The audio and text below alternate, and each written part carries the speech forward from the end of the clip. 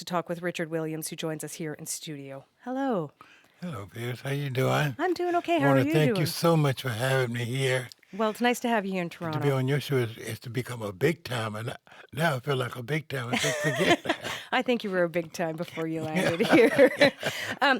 I want to first just say congratulations on this book.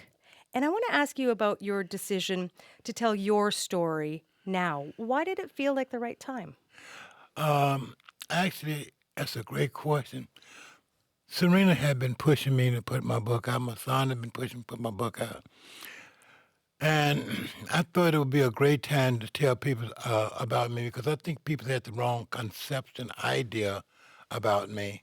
And I thought this would be a great time. And so about 2 years ago, we started putting the material back together to put it out. Okay, we'll talk about the views that people have about you and the misconceptions, as you say, in a bit.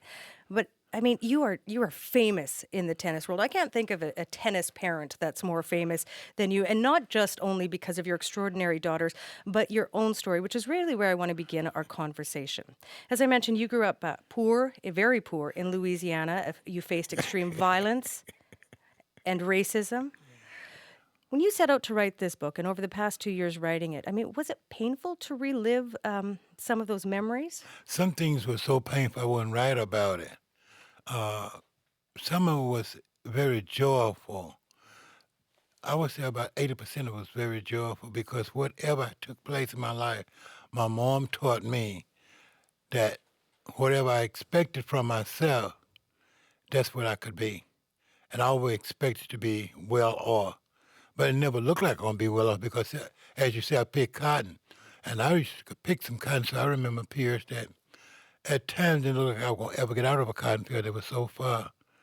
And what's interesting about that was that cotton made me who I am today. What do you mean by that? See, I don't know how much you read of the book or anyone read it, but the book on black and white and Richard Williams, that is, cotton taught me to steal, and I was a great thief during my days. I became a thief because of my best friend at that time, Lil Man, was killed. So I took off where he left off from. And in the process of Lil Man getting killed, he was killed by some white people, and they said that it was Ku Klux Klan, from what I understand. And during those days, they would take what is called a axe or a hatchet and chop your hands from your wrist and run chicken wire and hang them up on the fence. And they tied his nose behind him and hung him. So I thought I would take up from what he did and be a little smarter and a little wiser. And that's what taught me to start writing better plans of life. And from those plans, I've been writing plans ever since. So the cotton fields made me really a great person. Your book, I mean, delves in to the extent of racism. Can you just share a story from that time to give people an idea of the depth of racism that you faced? I faced racism to the point that I got beat up by the time I was 5 or 5.5 years old. But I'd been taught better. But I guess I went against what I had been taught. In those days, you could never put money into what they call the Caucasian or the white people's hands. So I'd put the money in the guy's hand.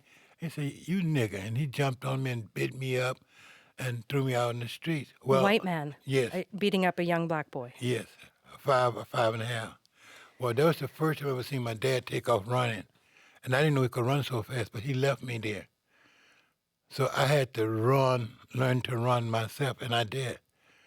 And so that was one of the episodes there that you might look at. And black people have always been a persona non grata, I think, in the South, especially South, where I came from. I was told once that the guy was picking cotton for Mr. Joseph. He said, "I'm not going to pay this boy because this boy didn't do nothing but ride on your sack." I told my mom. And I said to myself, "I'm going to get my pay. He may not pay me, but I'm going to get it." So I got my pay. But in the process of getting the pay, I guess one of the white farmers that he had 2 of them, shared with him that I came and stole his cotton. And he was going to make a great example of me. So the next day when I was in the field, he came up on this big horse riding with a whip. And I had prepared myself. So when I threw the snake on the horse threw him off and stepped on him.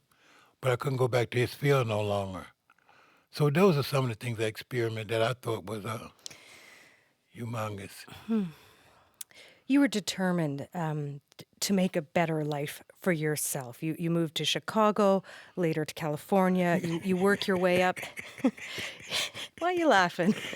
In Chicago, I wanted to go to Chicago so bad because I was so tired of being called names, jumped on, and having to run so fast, and sometimes, getting killed almost, and house set on fire. I thought I went to Chicago, it'd be different. And my mom told me, she said, son, I don't care where you go, it's going to be the same for you. You have to learn to expect things from yourself, not what people's going to do to you. And she taught me that I had to be rough, I had to be tough, and I had to be strong. Just no matter where you go, it's going to be the same. I couldn't see that. But when I went to Chicago, it was worse Chicago than Shreveport, Louisiana. And so that's why I was laughing. I never thought Chicago would be that way from the things I had been told about Chicago. So you moved to Chicago and then later to California. And all this time, you're working your way up in a number of jobs and businesses. And you talked about the wisdom that your mother passed on to you. Is that where your ambition and motivation and drive came from? Or where does that all come from in From you? my mom. My mom taught me that. She said, baby, we as women, sometimes we forget to think or we just don't think. She said, but when we start thinking, we're the best thinkers in the world. It doesn't matter what problem we have, we're always able to think our way out of it. She said, always watch me and watch any woman see how they perform. And she's right. A woman can think their way out of anything. And that's what made me who I am today. It's because of my mom taught me about how women can think. And she said, now you still a man now because we had what we call sisters down there. I guess they call them something. She said, don't become that, but you just think like a woman. I guarantee you'll be ahead. And she was right. A woman can think so well until actually it's frightening. And so that's how I managed to be so successful, obeying my mom and watching other women. Your ambition for yourself and your family, I mean, you had such strong ambitions for your children. You write in your book that you had a plan to train your two daughters, to be tennis stars even before Venus and Serena were born. And, I mean, where does that idea come from? Let me tell you something here. I remember when a girl so bad until someone said to me, well, how you know you're not going to have a boy? I said, oh, no, that'll never happen. I'm having a girl. And I did have a girl, too. But here's the catch to it. My wife one day went to had a baby at Linwood Hospital, California, Los Angeles. And while she was there, she didn't have a baby, but I had to take her home. And the next day I went back with her. It seemed like every day she had to go, but no baby. Well, one day I was sitting there and I started screaming and yelling as loud as I could yell. And so the doctor came out and said, don't get too excited. She hasn't had the baby yet. But I wasn't excited. I was scared simply because I realized I didn't want Venus to have the same problems that I had in the system there in America. So on the way home, my wife said, some fool was out there yelling real loud. Did you see who it was? I wouldn't say anything. But I made myself a promise I'll never be afraid again. So yes, I planned their careers long before they were born. I started planning the Venus career of money-wise before I could pay her way through tennis. And I planned her education also. I planned it everything. I wrote a 42-page plan, an 86-page plan. I could have been an 84-page plan, then a 107-page plan. But I wrote everything. And why tennis? At that time, I seen a girl, I didn't know her name then. Her name is Virginia Rezik now. And she had won the tournament. I understood that she won $40,000 for 4 days. So I said, if I had 2 kids, I'd become rich. So Really, that was your motivation. You thought tennis because I can get rich off that was what my my daughter. actual motivation. And I think a lot of the people in the tennis world tried to get me not to say that. But my mom told me to tell the truth. And that's why I did that. But as we went along and watched tennis, I realized that not only did I have the wrong concept, I had the right educational plan and everything else, but the wrong concept trying to make it on someone else. And I started saying, I'm going to make it on my own. Well, I mean, it's so astonishing. I mean, you had no previous experience No. with tennis. Did you ever pick up a racket No, before? matter of Okay. fact, where I come from, you couldn't pick a racket up. Okay. You set out to teach first yourself the game, Yeah. and then you start training Venus and Serena when they're old enough. The money might have been a motivation, but I mean, what gave you the confidence to think, I've never played this game. I can pick up a racket and I can teach my daughters, not only teach them, but make them potentially the best in the world? If you watch women's, and I'm sure you have being a woman, women can do anything. I mean, there's nothing they cannot do. And I've seen women do things that no one thought they could do. But they always are. They're the greatest achievers on the earth. So I decided that one day I wasn't going to allow no one to teach them because I didn't know what they would teach, but I knew what I would teach. So I taught myself how to play tennis, where I could teach them. That wasn't the hardest part. That was easy. The hardest part was the establishment of tennis. Because when I came through with tennis, I wanted them to hit with what is called an open stand. And tennis had never done open stands before. So they said, this guy's a nut. This guy's a crazy. This guy's a controversy. But one thing for certain, you weren't going to change my mind because my mom taught me, once you make a decision, if you stand by it, you can make it good. So I wasn't about to change my mind.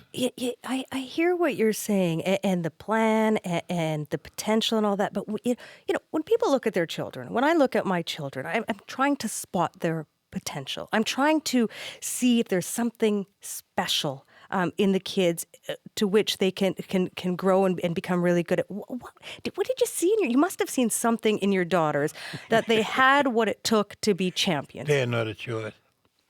Because see, if you look at any child, it doesn't matter what child it is, whether it's Canada, America, England, it doesn't make a difference.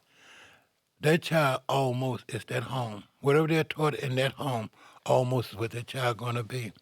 Home, school, church, and let's say relatives.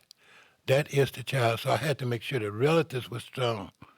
Because if weak relatives, weak kid. Weak home, weak kid. Weak schools, weak kid. So everything had to be perfect almost around them. So that's why they didn't have hardly no friends. We had to make the family the friends. We had to cut out everything that would stop them from being where they was. And that's how I knew they would make it. But was there a moment where you looked at your daughters and you knew for sure that they were going to be great at Yes, tennis? I did. Yeah. What was that The moment? very moment they were born. I remember, Piers, I remember when Venus was born. The nurse was, I'm sorry, but I said, I'm taking her home. She said, no, you can't take that baby home. I said, I'm going to take this child home. And about 4 minutes, security was around me. You put that child down right now. And they wasn't joking. And I said, when can I get my baby? Wait 2 or 3 days, you can take her. But when I got Venus on the first day, I took her out to take pictures, tried to put a racket in her hand and a book. And it must have worked because Venus is 34 and she's been in school almost 30 years. And I knew she'd be a champion because if you look at most people that could afford tennis, I don't think they wanted their kids to become a tennis champion. It was a few of them. Most of the parents want their kids to be governor, president, big lawyers and so on, or doctors. And the poor people like me, that's black, that in the ghetto, they would love to have a child tennis player. They didn't have the money or the patience to do it, no plan. So we had no other choice but to be there. And I knew we would be because I looked at a lot of different neighborhoods and so on. I looked at a lot of places that had invited us over. This is after Venus became super good. And I said, no, it's too weak for us. No, I knew they would make it. Through all this, as you're growing and grooming your girls, I mean, did you ever worry that pushing Venus and Serena to be tennis stars might have a negative impact on your relationship with them in the future? For example, if they hadn't been so successful. Did you ever worry about that? Oh, no. I knew my relationship was going to be great. The way I knew it, because my relationship with my mom, see, there was time I thought my mom was too hard, too. But she was right. And so I had Venus and Serena to learn how to make decisions at an early age. I did things that was unthinkable for a father or anyone. Let me give you an example. I remember when Venus was 2 years old, she had her first job delivering phone books. Now, it's hard for a 2-year-old to pick up a phone book. That's the first step. So they have a little, the one about this thick, maybe about 2 inches. Then they had a little small, and they would have to deliver those from door to door. I want them to learn that it's it's your responsibility to help me to take care of you. And that worked out well from that day to this day. They have been working. But I wasn't concerned about what the kid was being away from me and not loving me. When you give a child a great deal of love and responsibility, that child is going to love you. One short story, don't have nothing to do with this, I'd like to share it with you. I seen a guy coming along, worked in a country, and he worked a whole year to buy one racket and hardly had food to eat. He was so skinny, it was ridiculous. That same child went on to become a professional tennis player. His name is Andrei Chesnokot out of Russia. I was on the right track. You write in your book, and it picks up on what you just said. That, and I'm quoting here, we're too soft on ourselves and our kids. We don't demand excellence. Yeah. I heard a lady one time say something I never forgotten. She said, my daughter is rough and tough as a man, and my son, he's weaker than an old woman about to die. And I could never figure it out. So when I asked my mom about it, she said, why don't you think about it and see how it would fit you? And if you ever have kids, it would fit your kids. And I understand she's meant that when I got much older. Lots of times we don't prepare ourselves. Instead of preparing ourselves, we perpetuate ourselves. I do this if I like it. You better learn to do what you dislike. You better learn to do as most women would do. Just keep going and it won't stop. And if you do, you will be successful. I wasn't about to stop. You know, I have to say, before you walked into the studio, I was a little bit nervous. I mean, Yeah. I've seen you on TV. You're a pretty intimidating Oh, yeah. and imposing guy. Without a doubt. I'm, I I'm, remember a dog one time. I scared a big, huge dog one time. The guy had a dog. He said, don't come in the yard. The dog will bite. I said, do you know where the dog going to bite me at? He said, what? So I started walking in the yard, and the dog kept growling. So I said, dog, come in. I ran and charged the dog. Dog took off. I scare anyone. But it's the... You're making me nervous again. it's what do you expect out of yourself? See, if you expect the dog to scare you, you have a problem with you. If you expect to be stopped, you're going to be stopped.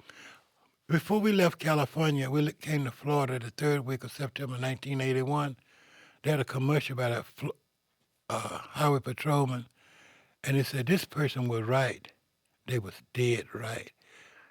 I'd rather be alive and keep going than to be dead right. The catch of life is that whatever you're doing, if you're doing something worthwhile doing, people fear you. I want to ask something that's been said about you, a story that's often told about you in the media, and that is that you use tennis to help Venus and Serena and the rest of your family escape the ghetto. But you actually contradict that in the book, and you say that you moved to Compton deliberately. That is not what most people would do. No. I mean, why'd you do The that? wife I had then, she was upset. I'm not going to move over in that ghetto. Well, she didn't know about Compton, so when I showed it to her, she seen young guys shooting each other and selling drugs and prostitutes. She said, oh, no, I'm not moving over there. I said, you don't have to just come visit if you want. I'm not going and the kids not going to move. I said, I'm not worried about those kids. I moved over there. She took Venus, Serena, and the 3 kids she had before I met her, and moved to Michigan. That's how Serena got born in Michigan. She said, I refused to do that. But see, it doesn't matter what someone else does. To catch what I was taught, what do you expect from yourself? If you stand up and live the life that you should live, you can be a president like Obama. You can be like Mr. Reagan.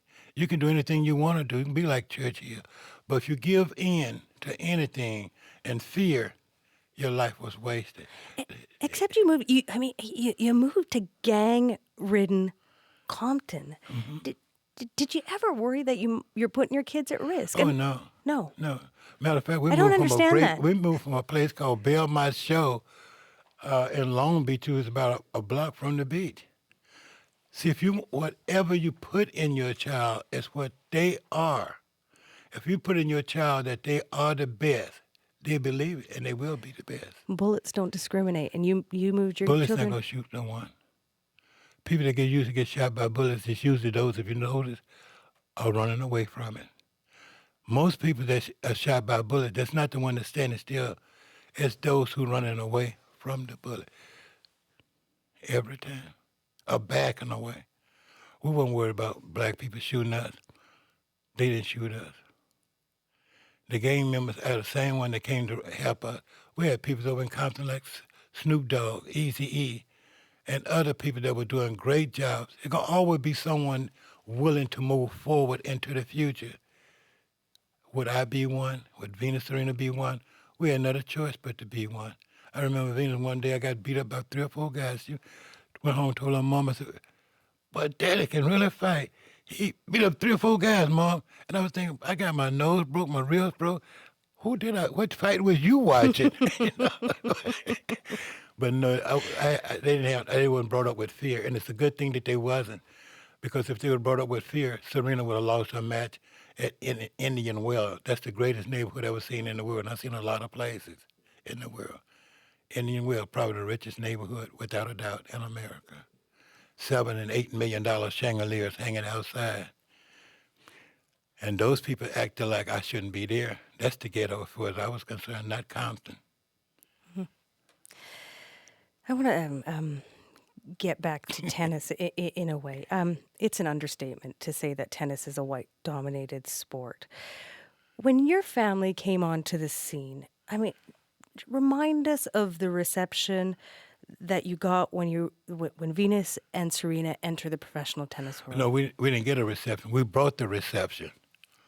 I had Richard Dent, a professional football player, about 6'7", playing for the football out of San Francisco. We had other people there. Venus was surrounded. Matter of fact, you couldn't see Venus in the crowd that she was in. It was about 10 of us. And anyone that was in the way got stepped on. And I remember the lady from Sports Illustrated, she had to run out the way and she wrote a bad story. I believe that people make a decision on you with first impression. And our first impression was, we're here to stay. And that's where we are today. But, I guess in hindsight, you can say that. But along the way, you describe a number of incidents of racist abuse during tournaments. Obviously, I mean, we can all hear it. You instilled this strong work ethic and to believe in yourself and your daughters. But being hurled racism repeatedly, which is what you say happened, I mean, how did you and your family cope? It wasn't nothing to deal with. That was easy. See, nothing is difficult unless you're allowed to be to you. If you could have seen some of the people I've seen got a rope around their neck and dragged through the South to their head separated from the body, that was difficult. But to sit out there and someone saying something, no, you can't stop us. If you feel that people cannot stop you, that attitude radiates like heat on a highway, and people can see it. And that's how we got to be where we are. No one that want to mess with us. Matter of fact, I seen girls run off the court because they was afraid they were going to get hit. That was their business. Our business was to win. So as far as prejudice, you can't get no one then or now to talk about tennis as prejudice because they was afraid to. I talked to 2 different psychiatrists. I spoke to people at UCLA, USC, Lowell Marymount, Westchester, and they would share with you that it would be impossible not to face prejudice of people of different race and ages. But you don't have to wait for people to admit things. All you need to do is admit to yourself what's true and move accordingly. United States Army say, keep moving forward. And that's what we did. You talked about this. I'm not saying anything new here when I say you have been a controversial figure in the tennis world. You've been criticized for making outrageous remarks, accused of match fixing, deciding which sister will win a particular tournament when they're playing against one another. You've said of Venus and Serena that they would never be being accepted by tennis, and I want to quote you. This is what you said once: "If you get some little white no good trash in America like I Tracy said that in Austin or India Chris and Chris Evert, Everett. you cannot hit the ball. They will claim this is great." And they will. You And stand by those words? yes, I yet stand by them. That's what they did. If you watch his tennis out of history, until they could tell me how good they could play. But when Venus came out there hitting the ball that hard, and no one legs could keep up with the ball, and serving the way she served, natural people would say what they said.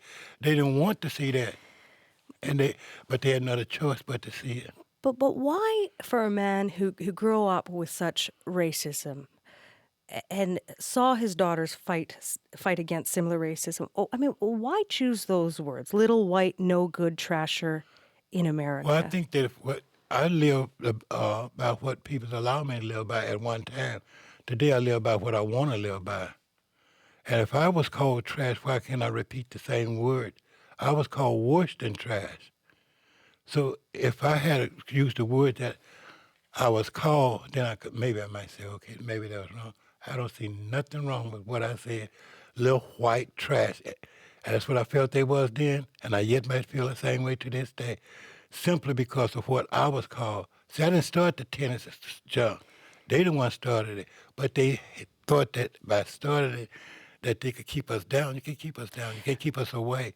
So I would strongly say to them that if you don't want me to call you little white trash, don't pick at me and don't pick at my kids. Like the same thing you probably would do if someone picked at your little son or your daughter. Maybe you might not say nothing, but you wouldn't go back. Yes. Why not? Why not try and It's a change the hell of a environment? thing. No, I can't change an environment that's prejudiced. Before I came to America, America yet is the same way. That's why we have so many problems. Little black boys and girls getting shot and killed right now, simply because people haven't stepped up to do nothing about it. Everyone is saying it's okay. No, it's not okay. If I see trash, I'm going to call it trash. I was taught to tell the truth, and that's exactly what I do, and I have no fear of nothing. And And that little son I have, he won't have any either. and given that you're so outspoken, do I you? wouldn't say I'm out that outspoken. I've seen people call me the worst names in the world that I don't hear you commenting about right now. Did you read the story at Indian Wells when Serena, what they called me and what they did? Well, let's talk about that now. I was called niggers and everything else. Let's talk about that. Let's talk about how Venus never did anything at all what she was called. Let's talk about Charles Passarelli, the tournament owner there, what he did and how he lied. I said the right thing then, I say it now, and I don't back down. You certainly don't. No, not at all. That's no need. My mom didn't teach me to back down. Mom taught me that I was a man. She said, you're a child, but one day you'll be a man. And as a man, if you say it, don't back away. Well, I'm not going to back down either. I want to continue our conversation, and I want to ask you this. I want to know why you didn't ask me the question about Indian Wells, what they did, 15,300 people, what they called us and what they tried to do. You talking about what I did as one person. Now, let me tell you who lived in Indian Wells, who had everything. Some of the richest people in the United States lived there. They didn't say anything. Matter of fact, they participated. We talking about people that didn't drive a Rolls Royce, they drove Duesenbergs at that time, cost $800,000 and $900,000. If those people can call me names, what you see wrong with what I did? Not you, but anyone. I did the right thing. Let me ask you this: of the things that people have said about you, what bothers you most? What have people gotten wrong about Richard Williams? Nothing. Because my mom taught me if I allow things that people say or do to bother me, she said, you'll never be a man. She said, a man can take anything, walk through it, make his comment, and never look back and go on to more success. And that's what I've done. My mom, I'm my mom's child. My mom is my greatest hero. My mom was a woman that the world should have known. And they do know her through me. Venus and Serena have dominated women's tennis. And they yet dominate tennis. For more than a decade. Beyond, where are they seated now? Where Venus? Venus is number 19, Serena's number 1. It's incredible. Venus could be a lot better if she wanted to. Venus just don't have time. She had puts her in education and business. But no, we can't be pushed around. No place. You can't push us around even from education. Venus and Serena has ever two educated people to play tennis ever in the history of the game, and they're the best to play sports. What beyond, and I'll end our conversation with this, what beyond having two daughters, number 1 and number 19, at the top of the tennis world, a white-dominated sport, what is the message of your family's story? Well, we never admitted that tennis was white-dominated sports. Other people have. So we didn't see that. We seen before they were born that they were going to be number 1 and number 2. I didn't see someone dominating anything that I was going to do. My mom didn't raise me that way. Well, that's what they do. Anything they want to do, that's what they were brought up to do. And they have a lot of things that they're doing now in the line of their own businesses. And what is your message? My message to anyone would be always believe in yourself and never accept no as an answer. Even if the world turn against you, it doesn't mean anything. You are the world if you want to be, and live for the world, and the world will live through you. Richard Williams, I've interviewed a lot of people. You're a remarkable person, Thank you. extraordinary. Thank you for coming in It's a today. privilege, and thanks for having me. Take care. Thank you very much.